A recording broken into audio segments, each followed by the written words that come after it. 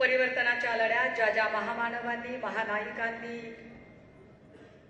आपलं बलिदान दिलं त्या सर्व महामानवांना महानायकांना विनम्र अभिवादन करत या देशामध्ये आम्ही स्वतंत्र आणि अत्यंत आश्वस्तपणे मोकळा श्वास घेऊ शकतो ते ज्या सीमेवर लढणाऱ्या सैनिकांमुळे त्या सर्व सैनिकांना शहीदांना आणि त्यांच्या वीरपत्नींना अभिवादन करत कालचा राम मंदिर प्राणप्रतिष्ठा सोहळा ज्या कारसेवकांमुळे आपण अनुभवू शकलो त्या वंदनीय बाळासाहेबांच्या सगळ्या सच्च्या कारसेवकांना आणि शिवसैनिकांना अभिवादन करत आज वंदनीय बाळासाहेब ज्यांनी शिवसेनेचा वटवृक्ष वाढवला घडवला त्यांचा जन्मदिवस आहे आणि त्यांच्या जन्मदिवशी होणाऱ्या या महाअधिवेशनाचा मी भाग होत आहे। हा माझ्यासाठीचा दुग्ध शर्करा योग आहे। या अधिवेशनाचे माझ्यासाठी याही दृष्टीने महत्त्व आहे की हे अधिवेशन नाशिकमध्ये होतंय। नाशिक अनेक कारणांसाठी प्रसिद्ध आहे।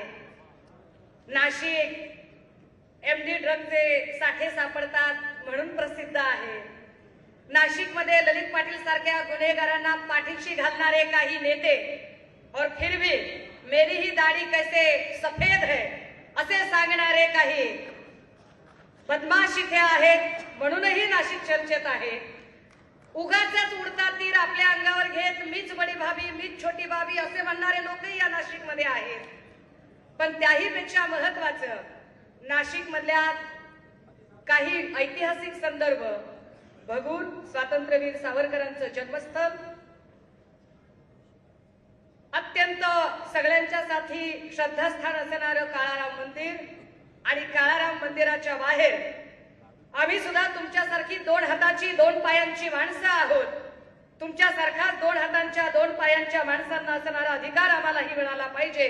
ही समतेची चळवळ चालवणाऱ्या विश्वरत्न डॉक्टर बाबासाहेब आंबेडकरांचा सत्याग्रहाची साक्ष देणारा शिलालेख ज्या शिलालेखाला सन्मान्य पक्षप्रमुखांनी काल अभिवादन केलं अशा नाशिक शहरामध्ये विशेषतः नाशिकचं अधिवेशन झाल्यानंतर शिवसेनेचं सत्ता आली होती।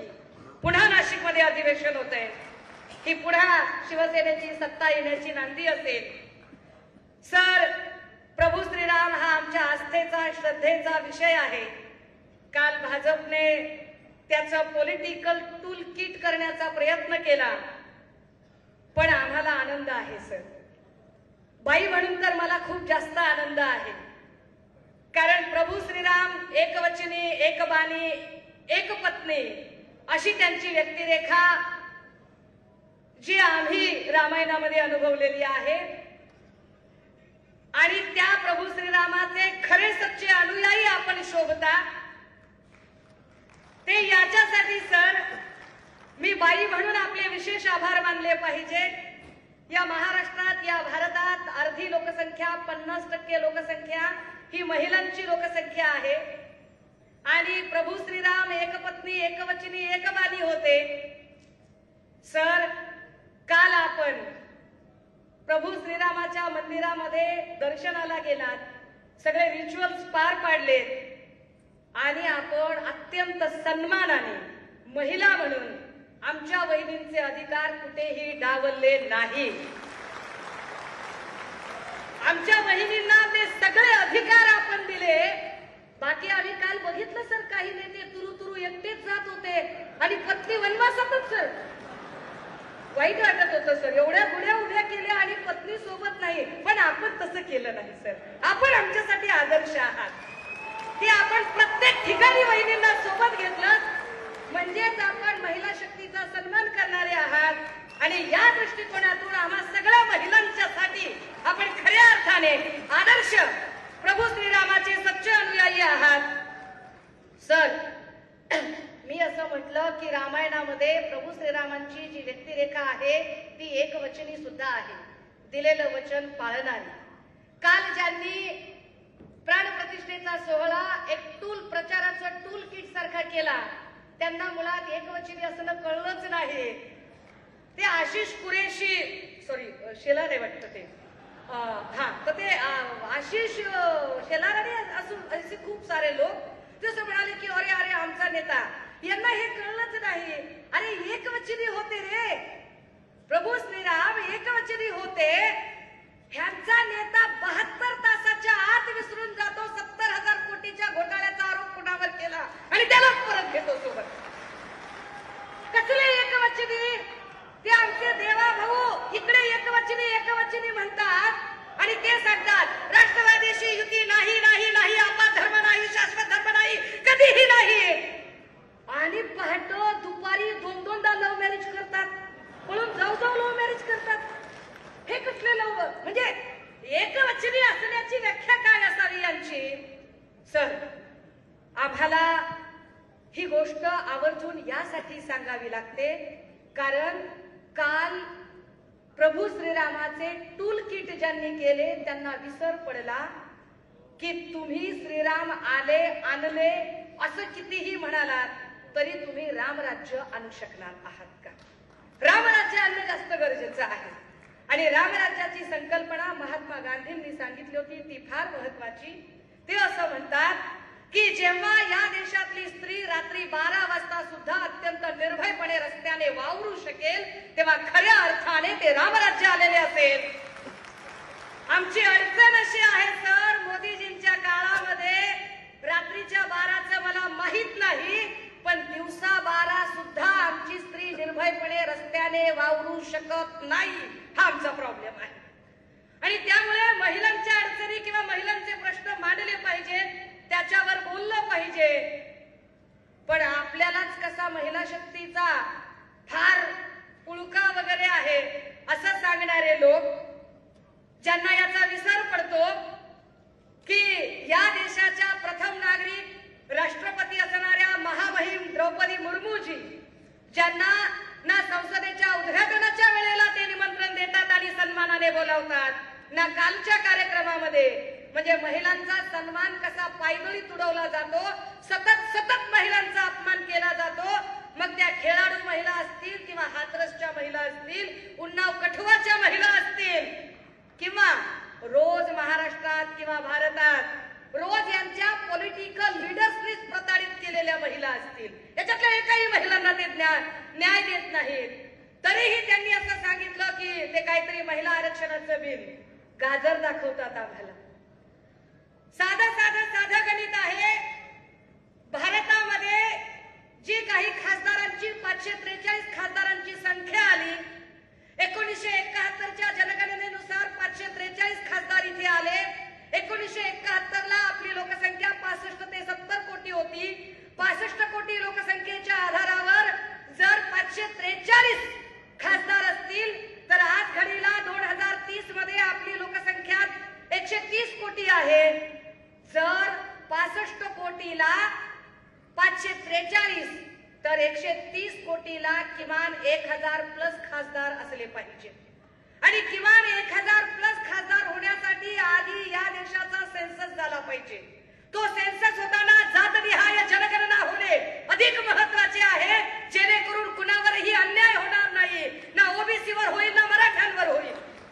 ती जातनिहाय जनगणना झाल्याशिवाय महिलांचा आरक्षणाचा टक्का नेमका किती आहे ते कळणार नाही आणि या सगळ्या प्रोसेसला किमान 2034 उजळे म्हणजे 2034 ला जी गोष्ट आम्हाला मिळणार आहे त्याच्यासाठी मोदीजी आणि त्यांचे सगळे बालिश व्हॉट्सअप युनिव्हर्सिटीतनं तयार झालेले अर्धवट विद्वान भक्त हे आम्हाला आता सांगतात की अहो आरक्षण जे आम्हाला आता मिळणारच नाहीये.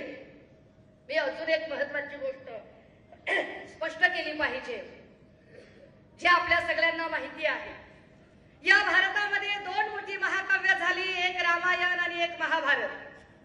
रामायणाने आणि महाभारताने 2 वेगळ्या गोष्टी आम्हाला शिकवल्या. रामायणाने असं शिकवलं की हरिण कधीच सोन्याचं नसतं मृगजळाच्या मागे धावू नये. आम्हाला जे काही भाजपकडून मृगजळाच्या मागे धावायला सांगितलं जातंय त्याला काहीच अर्थ नाहीये कारण त्याच्यात वस्तुस्थिती आणि वास्तव काहीच नाही. निव्वळ प्रचारकीय आणि ऍडव्हर्टाइज मुवमेंट आणि मार्केटिंग केलं जाते. महाभारतात अजून एक गोष्ट आम्हाला सांगितली गेली शिकवली गेली की जेव्हा कधी असत्याच्या बाजूने बहुमत असत्याच्या बाजूने जर असेल तर सुडाचं राजकारण सुरू होतं. महाभारतामध्ये कौरवांचं बहुमत होतं, सत्ता असत्याच्या बाजूने होती. पण सत्ता असत्याच्या बाजूने जोपर्यंत होती आणि शकुनी सारखे पाताळयंत्री लोक कूटनीतीनं षडयंत्र करत फासे टाकत होते तोपर्यंत कौरवांचा विजय होत होता. राहुल नार्वेकरांच्या सारखे पाताळयंत्री लोक जोपर्यंत कपट नीतीने फासे टाकतात तोपर्यंत कदाचित कौरव पक्षामध्ये सामील झालेली गद्दार गँग असेल किंवा सगळे भ्रष्टाचारी असतील, यांना असं वाटतंय की फासे आपल्या बाजूने पडतील. पण महाभारतामध्ये प्रत्यक्ष कुरुक्षेत्रावर जेव्हा युद्ध सुरू झाले तेव्हा अंतिम विजय संख्येने कमी असणाऱ्या पांडवांचा झाला. तो अंतिम विजय आमच्या बाजूने असणार आहे. पण त्याच वेळेला सुडाचं राजकारण करणाऱ्या या लोकांचा चेहरा सुद्धा उघडा पडला पाहिजे. ज्या सुडाच्या राजकारणामध्ये सगळ्यांनी, माध्यमांनीही विचार करावा आणि इथे जमलेल्या प्रत्येक पदाधिकाऱ्याने विचार करावा. जोपर्यंत सत्तेमध्ये आपण होतो तोपर्यंत किरीट सोमय्या नावाच्या व्हिडिओ स्पेशालिस्टने ज्यांच्यावर आरोप केलेले होते त्यातले आता कोण आहेत? ज्यांच्यावर आरोप केले होते ते सगळेच्या सगळे त्यांच्या सोबत आहेत. मग ते यशवंत सर नाईक, भावना गवळी पासून ते अगदी 70,000 कोटीचा आरोप झालेल्या माणसांपर्यंतचे सगळे लोक त्यांच्या सोबत आहेत. पण ज्यांच्यावर सत्ता असताना आरोप नव्हते पण त्यांना सुद्धा तोडायचं आहे. सत्ता नसताना आरोप नव्हते ज्यांच्यावर, आपल्याकडे सत्ता होती तेव्हा ज्यांच्यावर ते आरोप नव्हते असे लोक. मग त्यामध्ये अनिल परब साहेब असतील, रवींद्र वायकरजी असतील, किशोरीताई पेडणेकर असतील, राजन साळवी असतील, वैभवदादा नाईक असतील, कितीतरी अशी माणसं आहेत की ज्यांचा काही संबंध. सूरज चव्हाण या लोकांची नावं नव्हती. ही लोक सत्ता आपल्याकडे जेव्हा होती तेव्हा यांच्यावर कुठलेही आरोप नव्हते. याचा सरळ सरळ अर्थ असा आहे, हे सरळ सरळ परसेप्शन असं आहे की तुम्ही आमच्या सोबत त्यांच्यासह आला असतात तर आम्ही तुमच्यावर ईडीची कारवाई केली नसती. आम्ही ईडीची कारवाई करू जर आमच्या सोबत आला नाही. आम्हाला आनंद आणि अभिमान आहे की आमच्या सोबत राजन साळवी साहेबांच्या सारखे नेते आहेत जे मोडेल पण वाकणार नाही म्हणत आहेत. आम्हाला आनंद आहे आमच्या सोबत सूरज भैया चव्हाण सारखी माणसं आहेत जे सूरज भैया सांगतायत की आदित्य दादा चिंता करू नका, आत बसावं लागलं तरी चालेल पण लढू, या दमन यंत्रणेच्या विरोधात आम्ही लढू, ईट से ईट बजा देंगे. आम्हाला आनंद आहे की आमच्या सोबत किशोरीताई पेडणेकरांच्या सारखी आमची बहीण आहे, आमची आई आहे, जी सांगते की एक वेळ माध्यमांच्या समोर येऊन यांच्या दडपशाहीला कंटाळत आम्ही जाहीर ईडीच्या समोर आत्मदहन करावं का, पण आम्ही तुमच्या सोबत येणार नाही. ही ताकद ठेवणाऱ्या बायका, ही ताकद ठेवणारे शिवसैनिक आमच्या सोबत आहेत. तरी सुडाचं राजकारण करता. किती सुडाचं राजकारण करावं? या व्हिडिओ स्पेशालिस्टचा खरा चेहरा उघडा पाडल्यानंतर लोकशाहीचा चौथा खांब म्हणून काम करणाऱ्या प्रसार माध्यमांपैकी लोकशाही चॅनलच बंद पाडण्या इतका घाणेरडा, गलिच्छ आणि सुडाच्या राजकारणाचा प्रकार या व्हिडिओ स्पेशालिस्टने केला. यांना उघडं पाडलं पाहिजे. आणि अजून एक गोष्ट, माफ करा लोकसाहेब, मी फक्त 2 मिनिटं घेते, पण यांना सांगितलं पाहिजे एकदा की अरे आमच्यापैकी कुठलाही नेता असेल, इथे आमचे ओमदादा बसलेले आहेत, ओमराजे निंबाळकर, राहुल पाटील साहेब बसलेले आहेत, आमचे कैलास पाटील साहेब बसलेले आहेत, इकडे मंचावर अनेक राजन विचारे साहेब, अंबादास दानवे दादा, भास्कर दादा, राऊत साहेब, सगळे नेते, खैरे साहेब, अनिल देसाई, अरविंद भाई, याच्यातल्या एकाही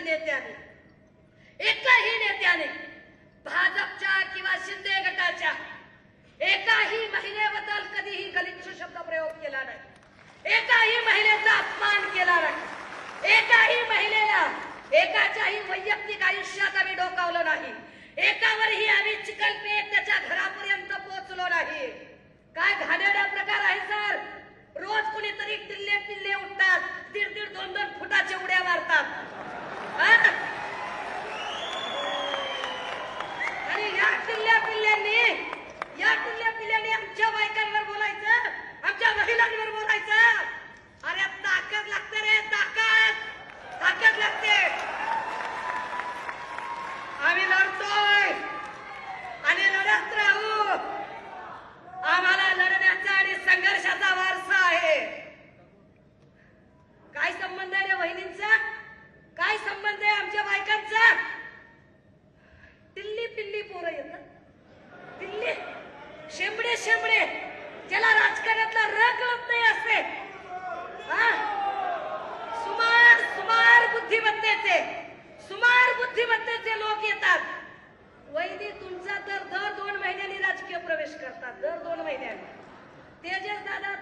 पाऊल उचले, आले आले दमदार पाऊल टाकले. अरे काय, अरे तुमच्या ताटात काय पडलंय ते बघा की किती गाडव चरतंय ते. तुमच्या ताटातल्या भाजपच्या आणि RSSच्या पण लोकांनी, मी तुमच्या हिताचं सांगते रे, RSSच्या हिताचं सांगते. लक्षात घ्या, पुन्हा एकदा सांगते, जे पुण्यात सांगितलं होतं, सन्माननीय संजय राऊत साहेबांच्या साक्षीनं सांगितलं होतं, ते वारूळ मुंग्या बनवतात, मुंग्या, पण वारूळ तयार झाल्यावर त्यात राहायला विषारी नाग येतात. RSSच्या लोकांनी सत्तेचं वारूळ तयार केलं, पण त्याच्यात राहण्याचं भाग्य त्यांना मिळालं नाही. त्या वारुळात राहायला गद्दार नाग तिकडे गेले आणि त्यातले काही गद्दार उठतात आणि आमच्या महिला भगिनींवर बोलतात, पण आम्ही बोलणार नाही, कारण आम्ही खानदानी लेकरं आहोत. खानदानी, तुम्हाला कळणार नाही खानदानी कशाला म्हणतात ते. आम्ही प्रचंड संयमी नेतृत्वाचे आम्ही अनुयायी आहोत आणि संयमी नेतृत्वाचे अनुयायी म्हणून मग सूक्ष्म अंधारेचं काहीच सापडत नाही, ईडी सापडत नाही, CBI सापडत नाही, क्रिमिनल रेकॉर्ड सापडत नाही, काही सापडत नाही. मग काहीतरी माकुडे 20-25 वर्षापूर्वीचा एखादा चेक काढायचा, घाबरत नाही ना तुम्हाला, चला काही कळत नाही, काय करायचं ते करा, काय करायचं ते करून घ्या. नाशिकचे विद्येचे जे 2-4 आमदार खासदार आहेत, काय करायचे ते करून घ्या. आमची आत बसायची तयारी आहे, लढायची तयारी आहे, मरायची तयारी आहे, गोळ्या झेलायची तयारी आहे, काय विष प्रयोग कराल ती सुद्धा तयारी आहे. लढणार म्हणजे लढणार. दादा हो, मी माझं भाषण अगदी शेवटाकडे येते. आम्हाला फक्त आजच्या दिवशी आमच्या नेत्यांना एवढाच शब्द द्यायचा आहे की सर, ही समोरची संख्या हे फार त्वेषाने लढणारा एक बारूद आहे आणि आम्ही सगळे तुमच्यासोबत प्राणपणाने आहोत. सन्माननीय संजय राऊत साहेब म्हणाले की एवढा विषय घेतो आणि विषय संपवतो. राऊत साहेब, आपल्या परवानगीने गद्दाराला एकेकाला त्याची जागा दाखवून देऊ आणि 40च्या 40 पाडून दाखवू, तेव्हा विषय संपेल. मला एवढा मोठा सन्मान दिला, मी राऊत साहेबांचे आणि संपूर्ण मंचाचे खूप खूप आभार मानते. थँक्यू. जय हिंद, जय महाराष्ट्र.